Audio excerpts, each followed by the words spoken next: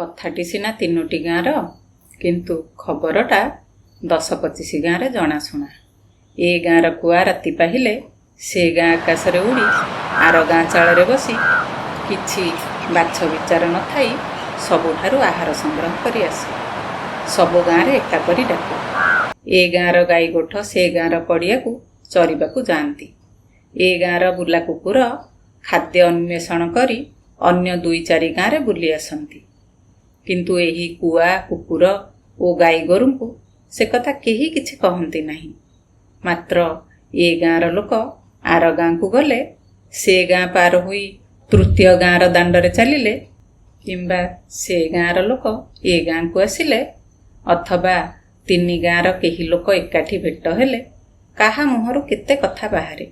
କିଏ କହେ ପାଠର ଦୋଷ, କିଏ କହେ ସମାଜର ଦୋଷ, କିଏ ବା କହେ ପାଠର ଦୋଷ ନୁହେଁ କି ସମାଜର ଦୋଷ ନୁହେଁ, ଦୋଷଟା ହେଉଛି ନୀଳ ମାଷ୍ଟ୍ରିଆଣୀର। ନିମାପଡ଼ାର ପାଖ 3ଟି ଗାଁ ଦାଣ୍ଡରେ ଏହିପରି କେତେ କଥା ଚାଲେ। ଏ ନୀଳ ମାଷ୍ଟ୍ରିଆଣୀ କିଏ? ସମୟଟା ଖରାଦିନ ରାତି। ଆକାଶ ଧୂମାୟମାନ। ନିଷ୍ପ୍ରଭ ଚନ୍ଦ୍ର ଆଲୋକରେ ଜଗତଟା ଛାଇ ଛାଇଆ ଦେଖାଯାଉଛି। ରାତି ପ୍ରାୟ ପହରକୁ ବଳି ଯାଇଛି। ଏହି 3ଟି ଗାଁ ଭିତରୁ ଗୋଟିଏ ଗାଁର ଛୋଟ କୁଡ଼ିଆ ଭିତରେ 2-4 ବୁଜୁଳା ମଇଳା ଲୁଗା ଉପରେ ମୁହଁ ପୋତି ପଡ଼ି ରହି 22 ବର୍ଷ ବୟସର ଗୋଟିଏ ଯୁବତୀ କେତେ କଥା ଭାବୁଛି। କିଏ ଦେଖିଲେ ହୁଏତ ଭାବିପାରେ ଯୁବତୀ ଦିନ ସାରା ପରିଶ୍ରମ କରି ଆସି କ୍ଳାନ୍ତ ହୋଇ ପଡ଼ି ରହିଛି। ତାର ଚିନ୍ତା ନାହିଁ, କେବଳ ଶାରୀରିକ ଶ୍ରମ ଫଳରେ ଏକଡ଼ ସେକଡ଼ ଲେଉଟାଉଛି।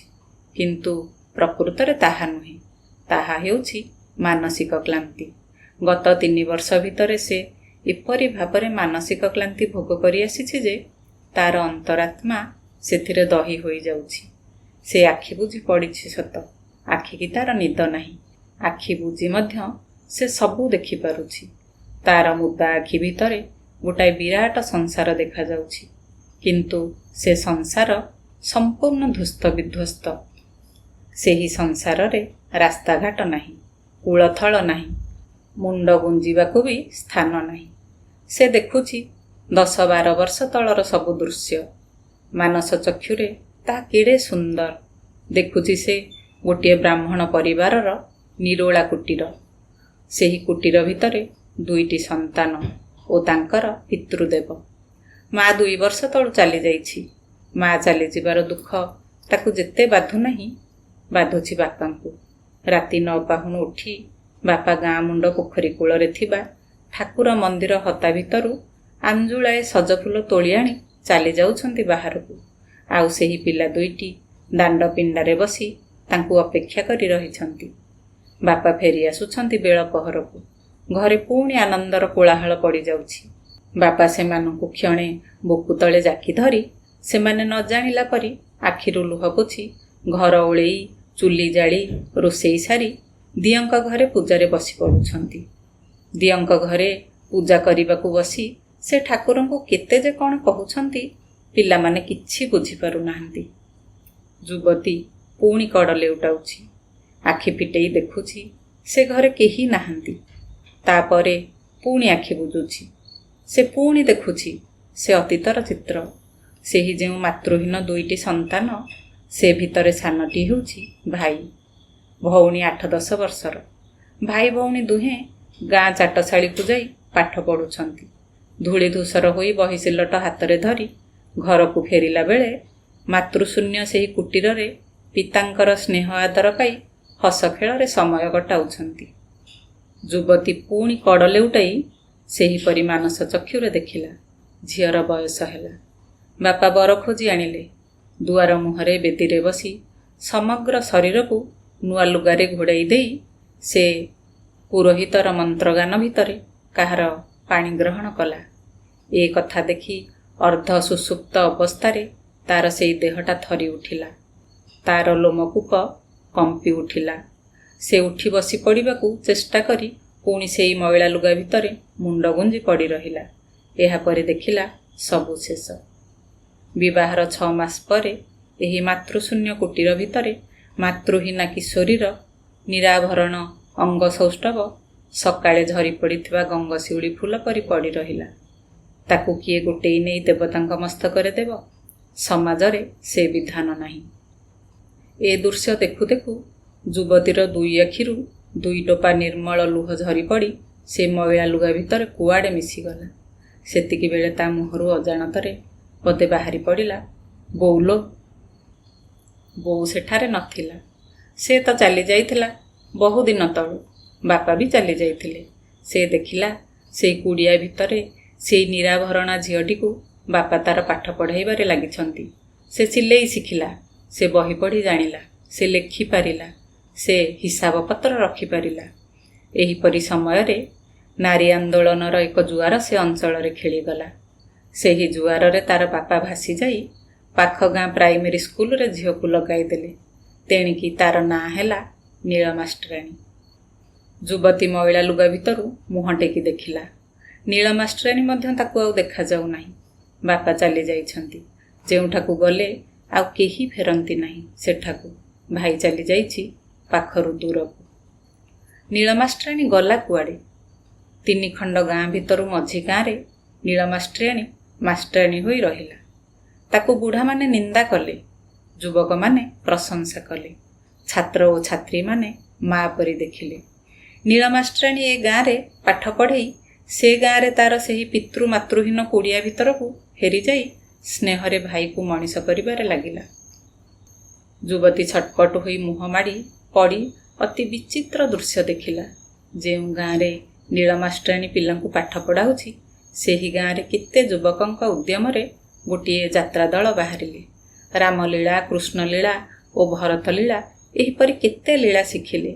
ସେହି ଲୀଳା ଭିତରେ ନୀଳମାଷ୍ଟ୍ରାଣୀର ଜୀବନ ଲୀଳା ଆରମ୍ଭ ହେଲା। ଭରତଲୀଳାରେ ଯେ ଅର୍ଜୁନ ହେଲା, ସେ ହେଉଛି 2ଟି ଗାଁର ସେବାୟତ ମଦନ ସେଠୀ, ଯାହାର କି ତୃତୀୟ ଗାଁରେ ଘର। ମଦନା ଲାଖବିନ୍ଧା ଲୀଳାରେ ଅର୍ଜୁନ ହୋଇ ଯେତେବେଳେ ଦ୍ରୌପଦୀ ସ୍ୱୟମ୍ବରରେ ମାଛ ଆଖିକୁ ସର ବିନ୍ଧିଲା, ସେହି ସର ଯାଇ ହୃଦୟ ଚକ୍ର ତଳେ ତଳେ ଅତି ଗୋପନରେ ନୀଳମାଷ୍ଟ୍ରାଣୀ ଆଖିରେ ବାଜିଲା। ମାନସ ଚକ୍ଷୁରେ ଏ ଦୃଶ୍ୟ ଦେଖି ସେହି ଯୁବତୀ ସେହିପରି ମୁହଁ ପୋତି ବଡ଼ ଛଟପଟ ହେଲା। ଦେଖିଲା ମଦନା ସେଠୀର ସର ନୀଳମାଷ୍ଟ୍ରାଣୀକି ଅନ୍ଧ କରିଦେଲା। ନୀଳମାଷ୍ଟ୍ରାଣୀ ଆଖି ଥାଇ ଅନ୍ଧ ହୋଇ ଦ୍ରୌପଦୀ ବେଶରେ ତା ସଙ୍ଗେ ସଙ୍ଗେ ଚାଲିଗଲା। ତାର ଶିକ୍ଷକତା ଗଲା, ତାର ଭାତୃସ୍ନେହ ଗଲା, ତାର ସମାଜ ବନ୍ଧନ ଗଲା।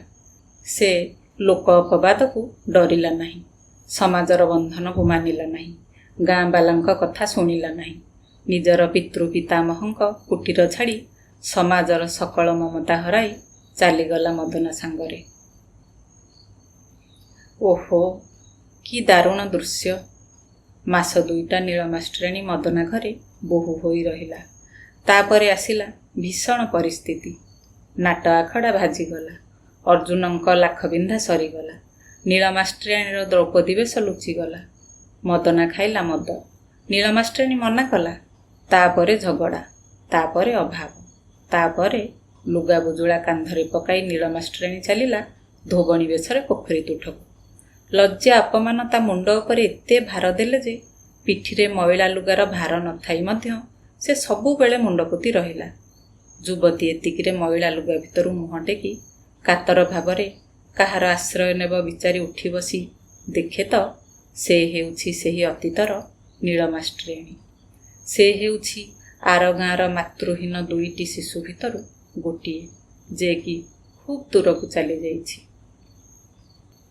ସେହି ପୂର୍ବର ନୀଳମାଷ୍ଟ୍ରାଣୀ ଓ ଏବର ନୀଳଧୋବଣୀ ମଇଳା ଲୁଗା ଭିତରେ ପଡ଼ି ରହି କ'ଣ ଭାବୁ ଭାବୁ ବେଳ ବୁଡ଼ି ରାତି ହେଲା।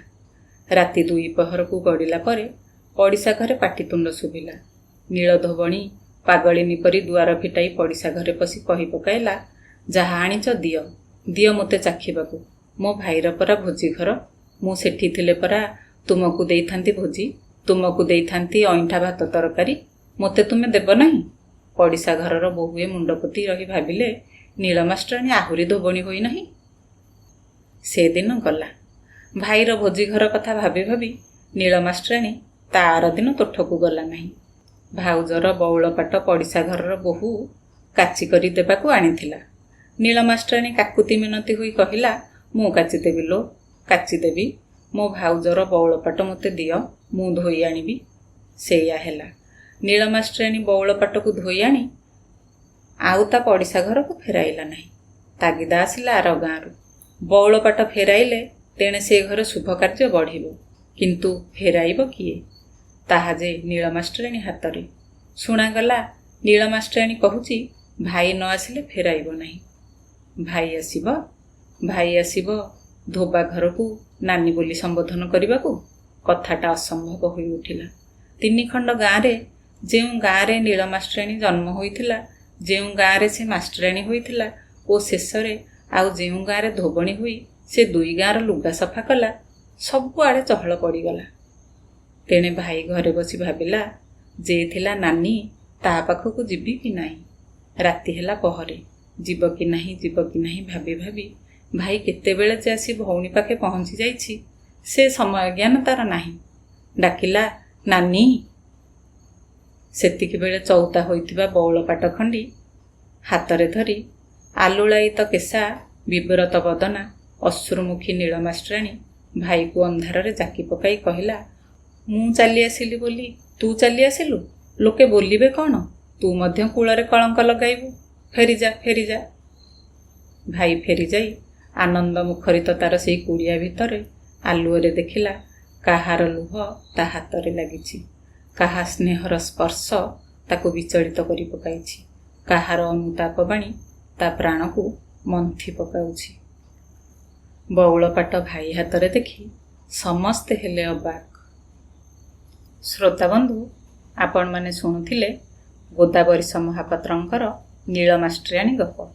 ଯଦି ଗପଟି ଆପଣମାନଙ୍କୁ ଭଲ ଲାଗିଛି ତେବେ ମତାମତ ଦିଅନ୍ତୁ, ଲାଇକ୍ ସେୟାର କରନ୍ତୁ ଏବଂ ଚ୍ୟାନେଲଟିକୁ ସବସ୍କ୍ରାଇବ୍ କରନ୍ତୁ। ରହୁଛି, ନମସ୍କାର।